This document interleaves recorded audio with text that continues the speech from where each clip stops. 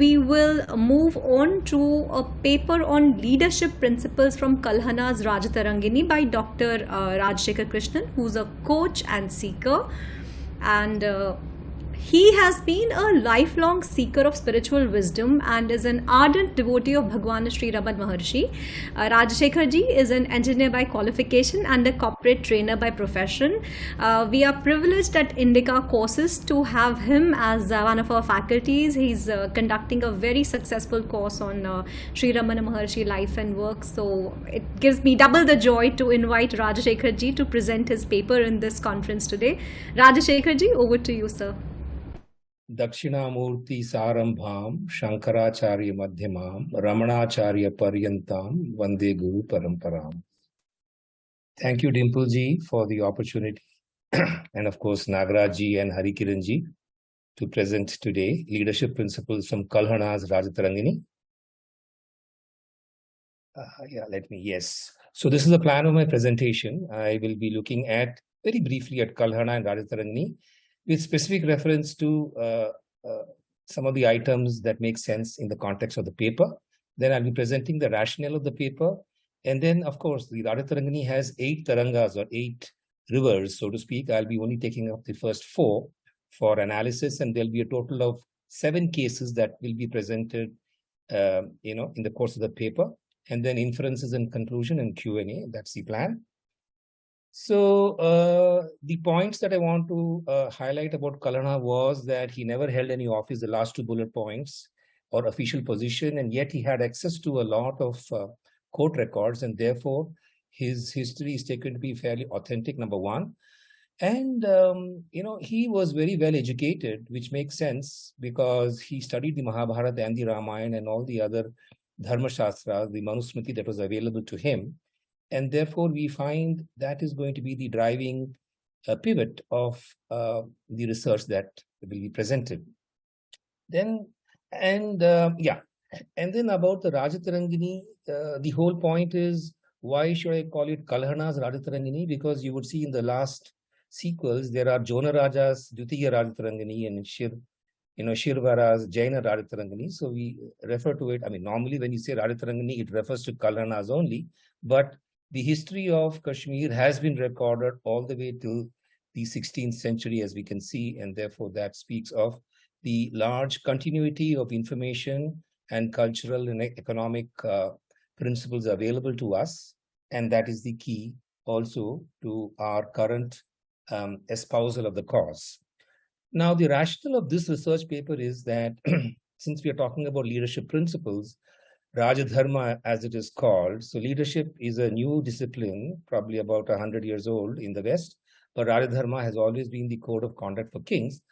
Now, taking a leaf from the study of economics, you have economics which is normative and economics which is positive. So a normative discipline prescribes what ought to be, and a positive discipline is empirical in nature, and therefore there is a narration of actual standards of behavior.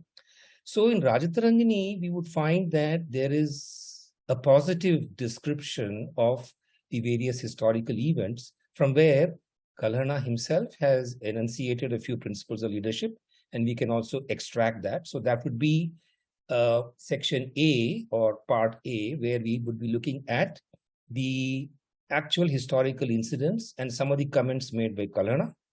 Then the normative part of it, which is point A under point 1, will be the point B under section 2, where we'll be drawing up relevant normative leadership behavior as is enunciated in Chanakya Sutras, Arthashastra, as well as the Valmiki Ramayana and Vidurniti Mahabharata, where obviously we would find a kind of resonance, hopefully.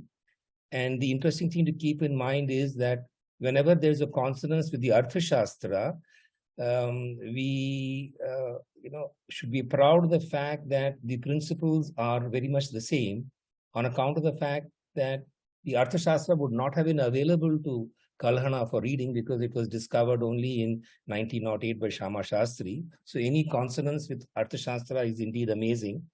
And of course, we will be situating these leadership principles in the current context of leadership in business and politics, so that we have a flow of a positive historical incident to a Rajadharma tenet to a context in current business and politics, more of business than politics at this point in time. So the first case that I take up is of King Gonanda III. And the context is that there was a lot of disorder in the kingdom and he restored the performances of pilgrimages. Now, these are actual verses of the Rajatarangini that you find. And what I have behind them is the actual Taranga and the verse number. So it gives you a feel of, Kalhana's, of course, this is the translation done by not Stein as mentioned earlier on, but it is a translation which is done by R.S. Pandit, which is published by the Sahitya Academy. So in this historical event, King Gonanda restored order.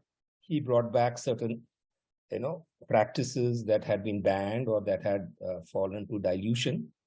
And there is this little tenet that has been given by Kalhana himself, which is bullet point number 3, that those who intent on a policy of harassment of their subjects perish with their families. Now, let's look at this in terms of a Rajadharma tenet. So we have the Viduraniti saying on the left side that if a king follows the righteous norms of traditionally well established by the wise, his empire prospers, the earth under his control produces more, and his wealth multiplies. Now, how do we understand this in the 21st century Bharat context? We have Deepak Parekh, the well-known chairman of HDFC, in an interview in a book called Business Mantras by Geeta Piramal. He says core values are not subject to compromise and reinterpretation as the environment changes around us. They are immutable through time and circumstances. And then the interview continues. So we can see that the principle enunciated by Kalhana, reiterated by Viduraniti, is also being demonstrated by Deepak Parekh, and HDFC is one of the most successful corporate organizations in current times. Then we go to case number 2. It's a case of King Nara, who is also called Kinnara, and you can see that this is in the period before the current era. Now, the issue here is that this particular king had a vice of sensuality, and he began to harass a lady and try to seduce her through emissaries. And when all failed, imagine, he goes to that lady's husband and begs for her from him. Now, he also sends his soldiers. So the story is, of course, he sends his soldiers, and the husband and the wife manage to escape. The girl's father or the lady's father is an important chieftain, a Naga, and he is told, and in blind rage that his daughter and his son-in-law have been harassed in this fashion, the Lord of the Nagas, and you can see that in bold, when the couple approached him and facts were reported to him, the Lord of the Nagas, blind with rage, sallied forth from the pool. He burned down the entire city. And therefore, the tenet that Kalhana prescribes to us is passionate lust may be a mere trifling fault in kings, in the opinion of persons of narrow vision, but nevertheless, what befell this one as a consequence of it has not been seen by anyone anywhere else. Now, what do we find? We find that same Rajadharma is being enunciated by Tirukural. He who prizes virtue and weal won't foolishly chase another's wife. Then we find in Viduraniti also that, sleeping with another's wife is definitely not called for. And the Sundarakanda, we have this very famous conversation of Sita with Ravana, where she says, I cannot be your wife. Observe the rules of right conduct approved by good men. Just as your wives deserve to be protected, so are the wives of others also. And it goes on. So the Sundarakanda proceeds. And therefore, what do we have in current times? We have this very, very, stifling incident of the chairman of the Saravana Bhavan, who, unfortunately, ran after someone who was married to someone else. And he had them kidnapped, and ultimately, the husband was murdered. And in 2004, the Sessions Court sentenced him to 10 years RI, and subsequently the High Court convicted him for life imprisonment. If only he had known that this is the truth and reality of someone who is a chairman, he would have been better off. Now we go to case number 3, and I will be proceeding fast because I want to reserve a little more time to case number 7, which is about Lalitaditya, the most famous king of Kashmir.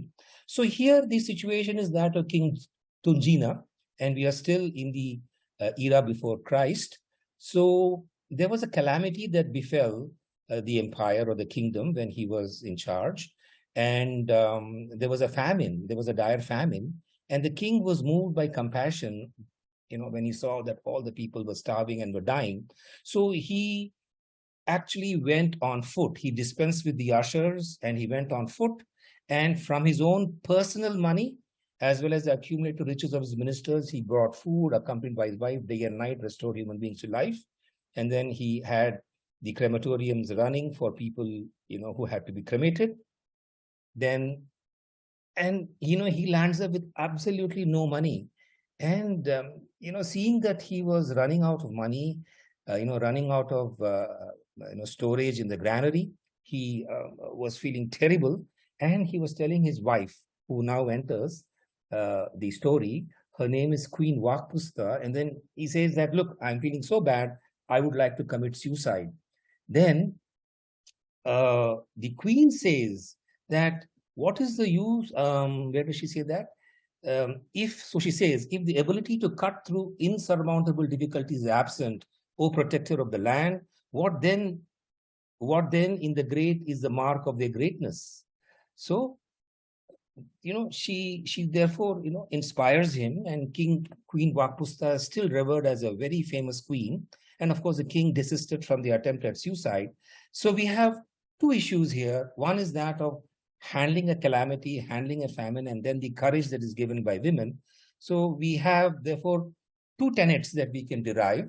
One is from the Shanti Parva, which is on Apad Dharma. So it says that if you lose heart, you succumb to calamity even before it strikes you. You might even commit suicide. Therefore, do not let willpower abandon you. That will keep you alive by giving you hope. If you remain alive, you can do good deeds in course of time. So that is, of course, echoing what was said in the earlier slide. Then we have in the Arthashastra, amazing, a whole tome on how to handle famine.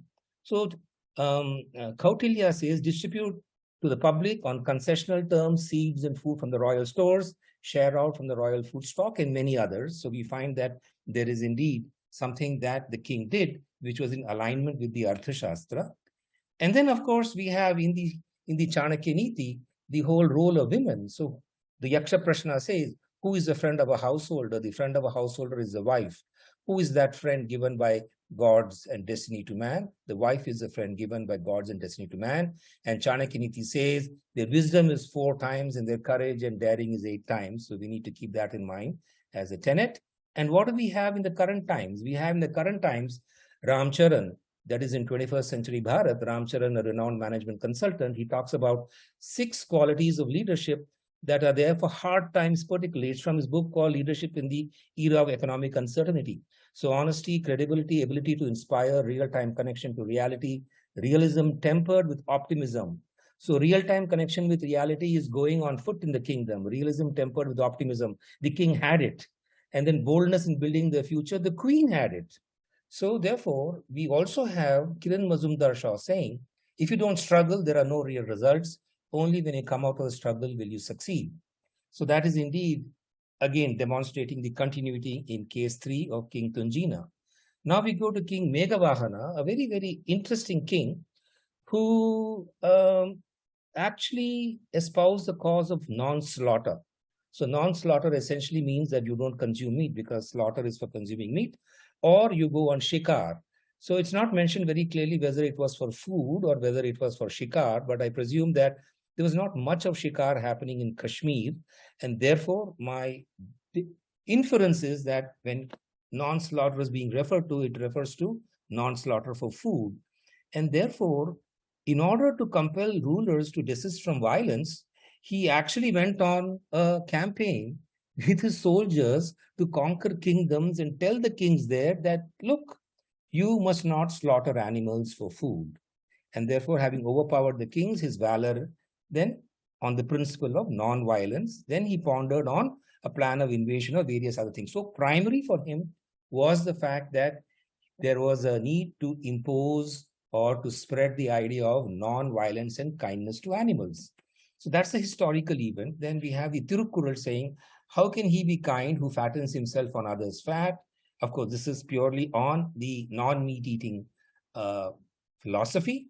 And all living things will hold their hands and bow to one who refuses meat.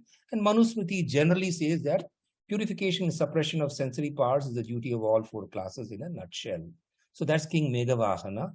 Then, of course, we have Mahatma Gandhi, who was always opposed to meat eating, and he was in favor of cow protection, because cow protection is obviously meant to demonstrate two things. One is, of course, non-slaughter for the meat of the cow, and second is to demonstrate protection for the whole of the dumb creation of God. So we have this example from 21st century Bharat. Then I go to King Durlabhavardhana, which is an interesting story. The story is interesting because of the fact that Durlabhavardhana was actually the keeper of the stables of the king. So horses were an important aspect of the army. And since the king, who was actually King Baladitya, did not want his daughter to be the queen for some reason, he had her married to a commoner like Durlabhavardhana so that their progeny could not be the king, because commoners do not become kings. So there is this forced marriage between Durlabhavardhana and Princess Angalekha. And Angalekha, the princess, obviously does not, respect Durlabhavardhana, though Durlabhavardhana was a very, very well-mannered and a very, very intelligent young man. And unfortunately, Angalekha starts having an affair with the minister Kanka. And in course of time, the shrewd Durlabhavardhana, detected her change in affection. And, one fine day, he actually catches them in the act, and he flares up in anger. So as he was about to strike, he was thwarted by the reflection, and he considered that he had relieved himself as if by striking and smiting. So though he was angry, he controlled his anger. And here is a point being made by, Kalhana, which is, who else but he can be considered the leader of the self-possessed, by whom are absorbed the severe pangs of jealousy. So Durlabhavardhana had an opportunity to actually kill Kanka, but he just leaves a note on a sleeve saying that you have not been slain, though you deserve to be killed. And then, Kanka, the minister, realizes and is grateful. And when King Baladitya dies, actually, Durlabhavardhana is made the king, and he is the first of a new dynasty that took over the Kashmir fortunes, called the Karkoteya dynasty. So that's the amazing thing. And when this king became the king, when Durlabhavardhana became king, he hid the unchastity of the queen, and therefore, he projected his image. So what do we have to learn from here? That firstly, a man, though born low, is superior if he is found of sound moral character. Then about Angalekha, is it enough to declare that one is born in noble? This is from Mrichakatika, which is a famous play by Shudraka. Don't briars and thorns flourish in fertile ground. So just because someone is royal, it doesn't mean that the progeny will be royal. Then there is a telling comment in Subhashita Ratna Bhandar, which is youth, wealth, and position and indiscretion. Each of these is enough to create havoc, but if they are found together, one can imagine what happens. And Vidurniti, of course, says that lust and anger will do away with the sense of discrimination. So what do we have here? We simply have Prakash Tandon, who was the first chairman, Indian chairman of Hindustan Lever, Unilever, who says, as for qualities, I would say unhesitatingly that what one expects first and foremost from a chairman is character. It is that integrity of the man, that intellectual honesty and objectivity, that courage, which makes an organization trust him. So therefore, the king, the chairman, the MD must be a person of character, and that is what has been emphasized as a common thread that we have. And of course, on the aspect of the forgiving nature of the king, M.K. Gandhi says, only the brave can forgive, the weak are unable to punish. So in their case, the question of forgiveness does not arise. So I think I am overshooting my time, so I will not go through case 6. I will simply rush over to case 7, which is about Lalitaditya. You can see he had a huge kingdom, and this historical event, it's in 4 slides. It is actually a document of governance that he shares with his ministers. So it is delegating the governance to them.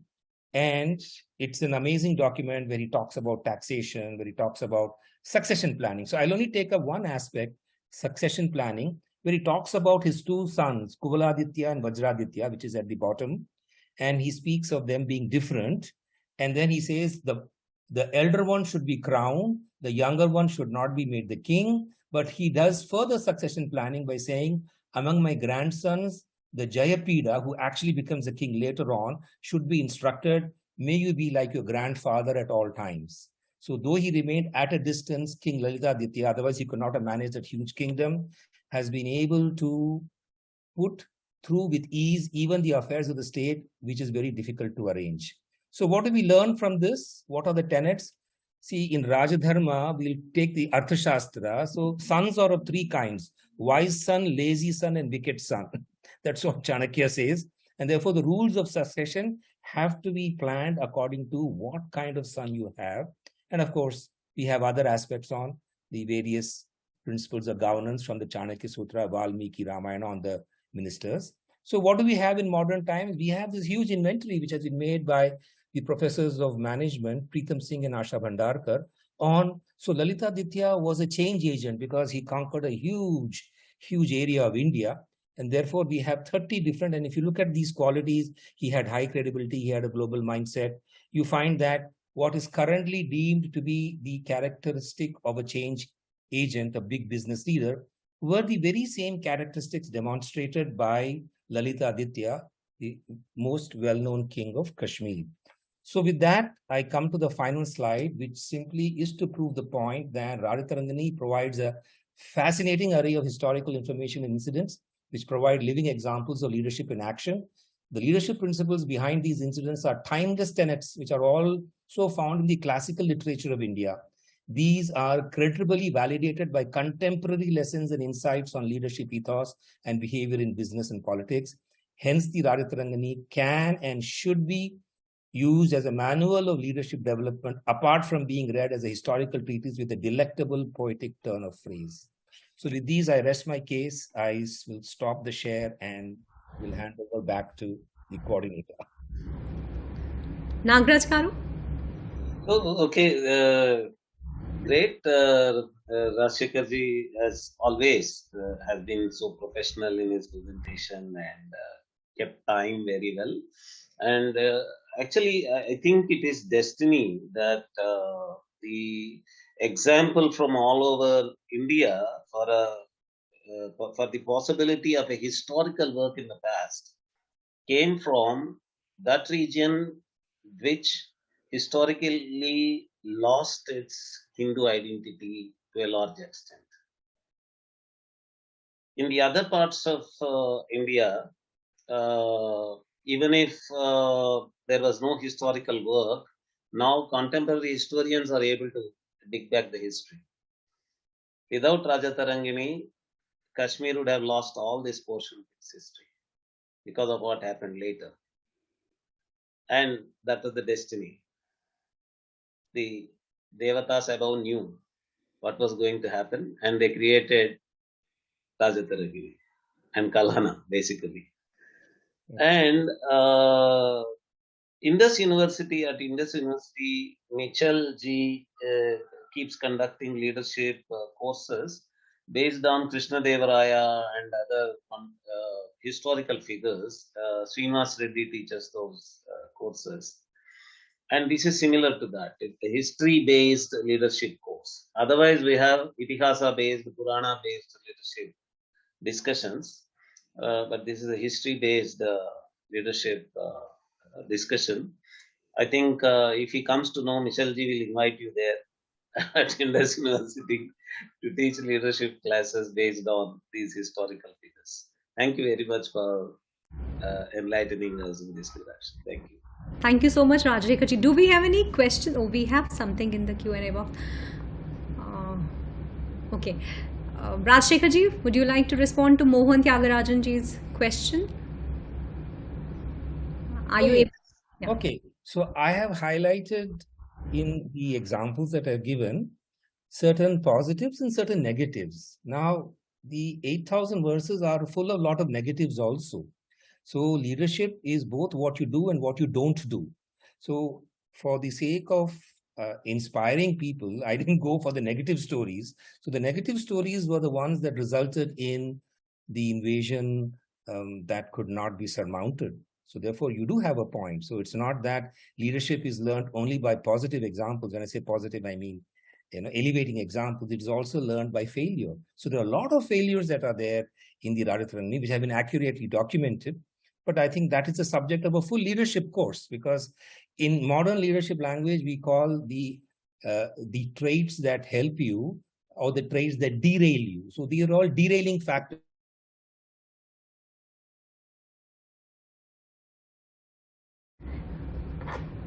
So Rajshekar ji was expecting a unscheduled kind of a power cut, because they had a timing and they weren't sure when the power cut would happen.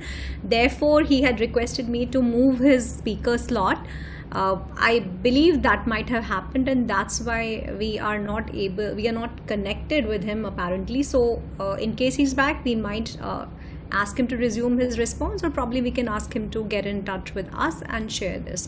Also, before we move to the last speaker for the session, I just wanted to request all the delegates, attendees, panelists, if they have any questions after today's conference, when they watch the sessions or the recordings of this particular conference, please feel free to mail us your queries at namaste@indica.org.in, and we'll make sure that the presenters receive the queries, and whatever responses we get from them are passed on to you. Also, please follow Indica on social media: Facebook, Twitter, Instagram. You can also visit indica.today, bookmark it, sign up, so that whenever any articles are posted, these papers are posted, you get to know of it. So for real-time update on the entire proceedings, I think the best method would be to follow us, Indica.org, on social media, and that would be there.